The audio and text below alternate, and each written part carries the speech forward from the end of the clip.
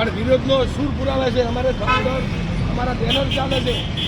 એની પછી ભારતીય જનતા પાર્ટીના જે આગેવાન છે એ બનાસકાંઠાનું જ્યારે વિભાજન થયું ત્યારે બનાસકાંઠાની અંદર અત્યારે જિલ્લાની અંદર ભારતીય જનતા પાર્ટીના જિલ્લાના પ્રમુખ કીર્તિસિંહ વાઘેલા દરબાર સમાજના આગેવાન છે. એમને વિશ્વાસમાં લેવા નથી આવ્યા. લોકલાડીલા ભારતીય જનતા પાર્ટીના ધારાસભ્ય કેશાજી ઠાકોર એમને પણ વિશ્વાસમાં લેવામાં નથી આવ્યા. વનેરાના લોકલાડીલા ધારાસભ્ય માવજીભાઈ પટેલ એમને પણ વિશ્વાસમાં લેવા નથી આવ્યા. ડીસાની અંદર માળી સમાજના આગેવાન પ્રવીણભાઈ માળી ભારતીય જનતા પાર્ટીના ધારાસભ્ય એમને પણ વિશ્વાસમાં લેવા નથી આવ્યા. બ્રાહ્મણ સમાજના આગેવાન પાલનપુરના મત વિસ્તારના ધારાસભ્ય એમને પણ વિશ્વાસમાં નથી લેવા આવવામાં આવ્યા. અને કોંગ્રેસના મત વિસ્તારના ધારાસભ્ય અમરતજી ઠાકોર એમને પણ વિશ્વાસમાં લેવામાં નથી આવ્યા. અને બાબર વિધાનસભાની અંદર કઠપુતળી એવા સ્વરૂપજી ઠાકોર એમને પણ વિશ્વાસમાં લેવા નથી આવ્યા. સ્વરૂપજી ઠાકોર મીડિયા દ્વારા એમને એવું બોલવામાં આવ્યું હતું કે આજે મીડિયા દ્વારા એમને એવો સવાલ પૂછવામાં આવ્યો, પ્રતિનિધિ છે ધારાસભ્ય છે, કે ભાઈ તમે અત્યારે આ પોસ્ટર લાગ્યા છે, તમે રેલીમાં જોડાવાના છો? તો સ્વરૂપજી ઠાકોર એવું બોલ્યા છે, જવાબદારીવાળા વ્યક્તિ ભારતીય જનતા પાર્ટીના ધારાસભ્ય, કે એ વ્યક્તિનું છે. તમે મારું પોસ્ટર આજની તારીખમાં જોવો. અત્યારે જે મારી રેલી ઉજાઈ રહી છે બાબર તાલુકા શહેર સમિતિ છે અને તાલુકા સમિતિ છે. ભાજપ કે કોંગ્રેસ નથી. તો ભારતીય જનતા પાર્ટીના જે સ્વરૂપજી ઠાકોર આવું બોલે છે તો મારે એક બીજો અહીંયાની જે મેં 5 ધારાસભ્ય બોલવામાં આવ્યો વિશ્વાસમાં નથી લીધા. એટલે બનાસકાંઠાની અંદર અત્યારે સંસદ સભ્ય જ્ઞાનીબેન ઠાકોર અત્યારે MP, એટલે એમને પણ વિશ્વાસમાં લેવામાં નથી આવ્યા.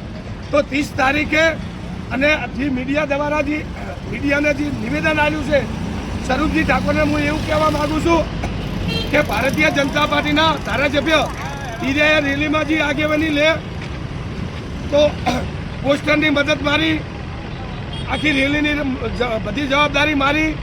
એટલે સ્વરૂપજી ઠાકોર અત્યારે આગેવાની લેશે ને તો રેલીમાં અમે જોડાવા માટે તૈયાર છે. અને ભારતીય જનતા પાર્ટીના એક આગેવાનના કારણે સ્વરૂપજી ઠાકોર જેમ કઠપુતળી બની ગયા છે તો એમને મારે એક 30 તારીખે મારી રેલી છે. ધારો કે દિયોદર રસ્તાથી રોમ સર્કલથી વાવચક્રથી લાઠી બજારથી તિરુપતિથી રાધનપુર ગાય ચક્રો અને મામલતદાર શ્રીને આવીને પત્ર આપવાનું છે. તો મારા લોકલાડીલા સંસદ સભ્ય જ્ઞાનીબેન ઠાકોરને મારું આમંત્રણ છે કે તમે ચોક્કસ પધારજો. અને ભારતીય જનતા પાર્ટીના ધારાસભ્ય સ્વરૂપજી ઠાકોરને પણ મારું આમંત્રણ છે, તમે કઠપુતળી ના બનશો, તમે પધારો. તમારે જ્ઞાનીબેન ઠાકોરને 3 વાર બાબરવા વિધાનસભાએ અને બાબર શહેરે મત આપી અને વિજય બનાવ્યા છે. સ્વરૂપજી ઠાકોરને ભારતીય જનતા પાર્ટીને પેટા ચૂંટણીમાં વિજય બનાવ્યા છે. તો તમે મત વિસ્તારનું બાબર શહેરનું અને બાબર તાલુકાનું વિચારો અને તમે 30 તારીખે રેલીમાં જોડાઈ જાજો તો તમારી વધી રહેશે. તમે કઠપુતળી મત બની જો એવી મારી એક જાહેર તમને એક આમંત્રણ આપું છું. એક બાબર શહેર સમિતિ અને બાબર તાલુકા સમિતિ, ભાજપ કોંગ્રેસ નથી, એક વ્યક્તિનું નથી, આ આખું એક જિલ્લાનું. અમારા થરાદ તો પાછું કોઈ બી હિસાબે જવાનું નથી.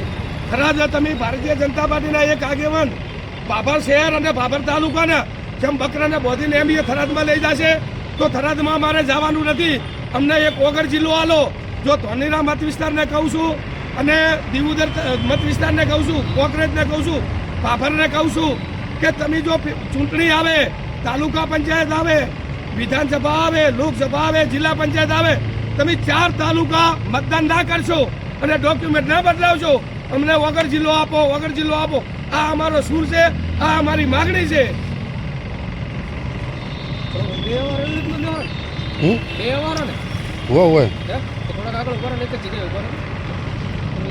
એટલે કટ મારી દીધો. ભારતીય જનતા પાર્ટીના એક આગેવાન છે. એટલે અત્યારે બનાસકાંઠાની અંદર જેટલી APMC ચાલે છે ને એમને ટેકેદાર છે. કયા ટેકેદાર? બાબર એમના ટેકેદાર, દિયોદરના ટેકેદાર, કોંગ્રેસમાં ટેકેદાર, પાલનપુરમાં ટેકેદાર, દિયોદરની અંદર ટેકેદાર, બધે ટેકેદાર. એ મત વિસ્તારના કોઈ મતદારો નથી.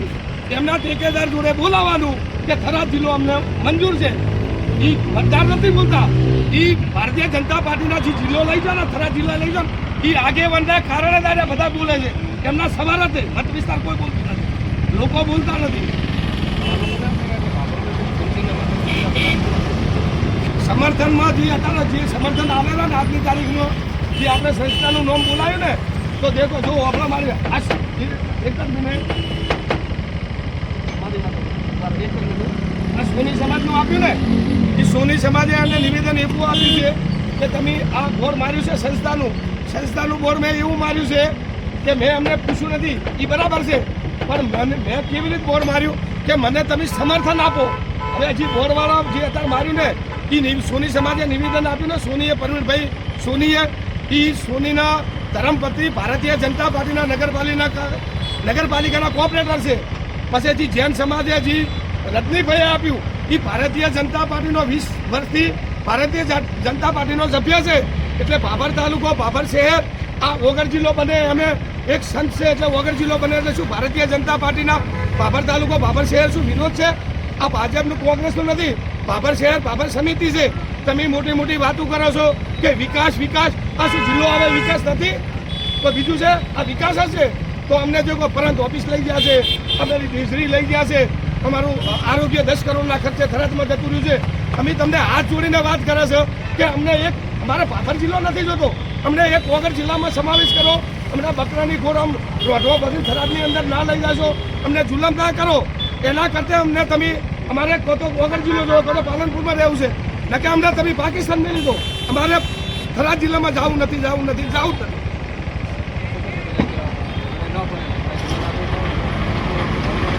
મેં અત્યારે 4 વિધાનસભાને રજૂઆત કરી છે આજની તારીખમાં. તમે કોઈ ડોક્યુમેન્ટ બદલાવશો નહીં અને ચૂંટણી પંચને ખબર પડવી જોઈએ. જ્યારે જિલ્લા પંચાયત આવે, તાલુકા પંચાયત આવે, નગરપાલિકાની ચૂંટણી આવે, વિધાનસભા આવે કે લોકસભા આવે, તમે એક મતદાન 4 તાલુકા 4 વિધાનસભા ના કરશો તમને હાથ જોડીને વાત કરશું. સરકાર અને ચૂંટણી પણ ચૂકવાની જ છે. અત્યારે જનતાને મારો એક આવેદન છે કે તમને જેટલી સંસ્થાઓ મેં લખી છે, જેટલા બધી સમાજો આવી છે કે તમને હાથ જોડીને વિનંતી કરું છું કે તમે જો એકવાર તમે આ મારી રેલીમાં તમે નહીં જોડો તો તમે થરાદ જિલ્લામાં જતા રહેશો. તો તમારે કોઈ છોકરો બહાર ભણતો હશે તો થરાદમાં જિલ્લો બનશે તો ત્યાં બહાર ભણતો હશે જશે અને ગાંધીનગર કે મહેસાણાની જરૂર પડે તો કેટલું મોડું પડે. આ તો પાલનપુર, મહેસાણા અને ગાંધીનગર સચિવાલય શું અને ભારતની અંદર કોઈ એવો તમે નકશો કાઢો ભારતની અંદર જેટલા જિલ્લા બન્યા છે કોઈ સરહદની અંદર વડાપ્રધાન હોય કે અત્યારે રાષ્ટ્રપતિ હોય કોઈ એની સરહદની વિસ્તારમાં જિલ્લાની મંજૂરી આપતા નથી. આ એક વ્યક્તિના કારણે થયું, બિલ્ડરના કારણે થયું છે. તમે અત્યારે કોઈ બી તમે અત્યારે ભારતની અંદર જુઓ તમે સરહદ હશે કે પાકિસ્તાનની સરહદ હોય કે રાજસ્થાનની સરહદ જ્યાં જિલ્લાની પરવાનગી હોતી જ નથી અને તમે જિલ્લો હોય ને એ સેન્ટરમાં હોય. આ વગર આપણું સેન્ટરમાં છે, પાલનપુર આપણું સેન્ટરમાં છે. અત્યારે આપણું મધ્યમ ભારતનું અમદાવાદ ક્યાં છે? સેન્ટરમાં. અત્યારે આખા ગુજરાતની અંદર આપણું સેન્ટર કયું? અમદાવાદ. તો સેન્ટરમાં જિલ્લો હોવો જોઈએ. તમે હું ભારતીય જનતા પાર્ટીના આગેવાનને કહું છું કે ઠાકોર સમાજ હોય, દરબાર સમાજ હોય, કોઈ બી ભીડ હોય તો તમે કેમ વગર જિલ્લાની તમે વગર બાપાની અમારી વિરોધ કરો છો? તમે તમારું લગ્ન પર્સન હોય એટલે વગર બાપજી લાવો એટલે તમે ઢોલ વગાડો છો, નગારા વગાડો છો. તો વગર જિલ્લાને ભારતીય જનતા પાર્ટીનો એક આગેવાન છે, તમે કેમ વિરોધ કરો છો? તો તમે અમને ગોળીઓ છોડીને મારી નાખો પણ અમારા થરાદ જિલ્લામાં નથી આ ભૂલ્યો.